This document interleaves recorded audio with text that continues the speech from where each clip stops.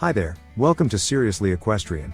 In this video we'll take a closer look at everything you need to know about Cremello horses.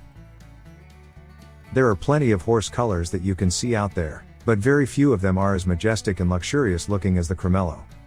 As the name implies, the term Cremello refers to any horse that has a cream color with no markings and a white mane and tail. At the same time, these horses usually have blue eyes and pink skin, making them stand out from the crowd almost instantly. Everybody loves seeing Cremello horses around, but not a lot of people know what this color implies and the usual traits that these horses show off. As such, for today's article we decided to take on the role of the whistleblowers, giving you a detailed insight into everything that makes this horse color special in the first place. But before we can get into everything, we need to answer a question so that we make everything clear right off the bat. Is Cremello a color or a horse breed? This is actually a very common misconception that a lot of people have regarding Cremello horses, but the answer is as simple as they get. Cremello is not a term referred to any specific horse breed, nor is it a breed in itself. It is actually just a color that can be found sported by any breed whatsoever. The color in itself comes directly from the color genetics of the sire and the dam, and while there are some breeds that are more predisposed to carry these genes, such as the quarter horses, the Shetland ponies and the saddlebreds, for the most part, any horse breed can end up with a Cremello horse. As you can tell from the pictures, the Cremello horse's base color is red or chestnut, and as soon as this base color comes into contact with two cream dilution genes, you get yourself the desired result. At the same time, you shouldn't mistake the Cremello horse with palominos or buckskins, since palominos are chestnuts with a single cream dilution gene while buckskins are bays with a cream dilution gene. So, by using simple math, we can tell that by breeding two palominos together, you do actually end up with a 25% chance to get a Cremello colored foal. But just to reiterate, the term doesn't refer to any specific breed, and at the end of the day, as long as the genes are in order, you can get yourself a Cremello horse from any base breed. At the same time though, there is another common misconception that goes around quite a lot nowadays, and that is the fact that Cremello horses are the same as albino horses. While they do have blue eyes, a pale coat and pink noses though, they are different from albino horses because these albinos are born all white and have absolutely no pigment in them. You can simply put them right next to each other and compare their color firsthand if this is too confusing to you. That way you'll quickly be able to discern the fact that the albino horses are a lot whiter than the Cremello horses. Temperament and behavior. A lot of people actually believe that blue-eyed horses are a lot wilder than the typical horse, but there has never been any sort of study done to prove this in the first place. Instead, what we can say from our personal opinion is that blue-eyed horses are all the same as any other horse on the market, albeit they are a bit on the cuter side because their eye expressions tend to pop out a lot more. Just keep in mind that the appearance of a horse is never an indicator of its temperament or character. It is all about how you treat them, the same way that you can see Rottweilers that are the sweetest babies in the world and golden retrievers that attack their owners endlessly. Now, some breeds can be a bit more predisposed to violent outbursts, yes, but that doesn't mean that you should avoid certain breeds like the plague just because there are a few bad eggs in the basket. Most horse breeds nowadays are very friendly and they get easily attached to their owners. Take the quarter horse for example. If you can get yourself a Cremello horse of the quarter horse breed, then you will be happy to hear that this breed is most oftentimes very happy to work with you and is anything but violent. The Arabian horse on the other hand can be a little easier to rile up, but as long as you give it its space and you treat it well, you should never be afraid to interact with your horse. Appearance and varieties. We mentioned previously how a lot of people mistake the Cremello, the albino and the Perlino breeds with one another, but as soon as you get a little more accustomed to the differences between them, you will never have to worry about making this mistake ever again. The standard Cremello horse is known for having an unspotted cream-colored coat, as well as a white mane and tail. On top of that, they always have pink skin underneath that cream-colored coat, with blue eyes and a pink nose also standing out quite a lot. So, while the base of both the Cremello horse and the albino horse are the same, you can quickly tell them apart from one another by simply looking at their coats. As the name implies, albino horses have white coats while Cremello horses have cream-colored coats.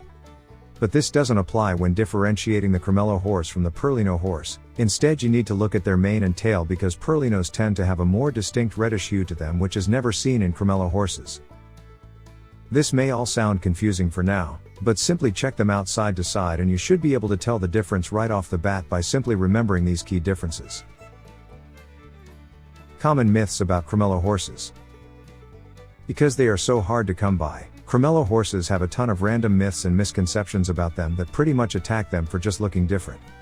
One such myth has to do with their pink skin, as some people claim that their pink skin sunburns a lot easier, and because of this, Cremello horses are a lot more likely to develop cancer later on down the line. This is completely false, since there is a clear-cut difference between pinks. So, while this may apply to bald white-faced horses, sunburn doesn't apply to double dilutes. In fact, according to most Cremello owners out there, they actually sunburn a lot less frequently than most other horses out there. The reason as to why there are still avid believers of this myth is that there have been some Cremello horses that were found with cancer, but that had nothing to do with the Cremello gene, instead it was based around their breeds. Another myth that is spread everywhere these days has to do with their color yet again, stating that double dilutes are just lethal whites that survived, and as such they can end up with lethal white foals. For those that don't know about lethal whites, they are essentially white foals that die very shortly after birth. As such, the term lethal white refers to a genetic defect, one that many people have actually attributed to Cremello horses. Last but not least, we would like to bring up the myth that if you breed two double dilutes with one another, you are going to end up with a foal that is full of genetic problems. This is because people believe that these cream genes accumulate, which isn't the case.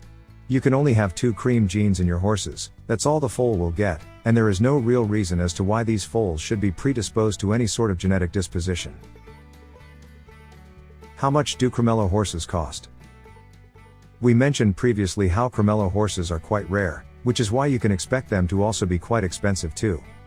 For the most part, Cremello horses are highly in demand, and while their prices are not exactly astronomical, they are definitely higher than the price for any regular horse. But just keep in mind the fact that the rarity also applies to the breed of the horse, so if you want a Cremello horse of a breed that doesn't usually produce Cremello horses, you may be forced to pay a lot more, to say the least. At the same time, you can save a lot of money by going for a standard breed that is known for producing a lot of Cremellos. A Lusitano mare, for example, could cost you quite a handful, with the standard mare raking up as much as $20,000, while the quarter horse can cost you around $2,700. This all depends on the breeder, of course, but very rarely will they surpass these prices. Another reason as to why the price is so high is because Cremello horses always come with a pedigree and a plethora of documents which proves the fact that they do carry the double diluted gene in the first place. Since they are going to be very expensive nonetheless, we do recommend that you take your time and you buy your Cremello horse from a more reputable horse breeder so you won't end up with any problems later on down the line. How to take care of a Cremello horse. There are a lot of companion animals out there, but very few of them require as much taking care of as the horse. This is because horses require your attention constantly, and not only that, but they are also very much so a constant financial investment that you will need to continue to pour money into so that they can live a long and happy life. You will need to provide them with the perfect diet for their needs, and when the time comes, you will need to invest into proper housing so that they can be protected from predators. Vet visits will also be required every now and then, and if you think that you can be a cheapskate with this while owning a Cremello horse, you'll be sad to hear that you're mistaken. Not only do Cremello horses require all of that, but they also need you to give them even more attention due to their light coat coloring. If you live in a sunnier area, you should make sure that your Cremello horse doesn't have to deal with sunburns or anything of that sort. You can check off this box by simply building the stables with proper roofing so that they can be kept out of the sun at peak hours. You can also invest into some horse sunscreen and UV blocking masks if the sun is getting so powerful that you fear your horse may get skin issues because of it. Are Cremello horses good with other horses? Cremello horses don't really have any sort of genetic traits that are spread across them. Instead, what you need to do is you need to look for the specific traits of the breed. So, while it may be easy to say that Cremello horses get along with any other horse breed out there, this isn't the case, as for example an Arabian Cremello horse is definitely not going to get along with everyone else. For the most part, you can quickly determine whether the Cremello horse will disrupt the silence around your barn within the first couple of days, because that's when the pecking order is officially established. If the horse starts squabbling around, you will need to keep a close eye on them, but if they end up injuring one another, then it may be time for you to move them elsewhere. We always recommend that you introduce the horses to one another across a fence, so that they can interact with one another safely, and even if things go bad, you can still separate them before they start attacking each other head on. Health and diet. For the most part, the Cremello horse's diet should consist of good pasture alongside high-quality hay. Most experts agree over the fact that your horse will eat around 1–2% of its body weight in roughage daily in order to be at their healthiest. Just keep in mind that you may want to avoid feeding your horse immediately after or before they exercise. This is very important because their digestive process does require a lot of blood and oxygen to get the job done, and a lot of food is not going to do them any good. You should definitely avoid exercising while your horse's stomach is full, because if you do so, they can quickly end up developing colic.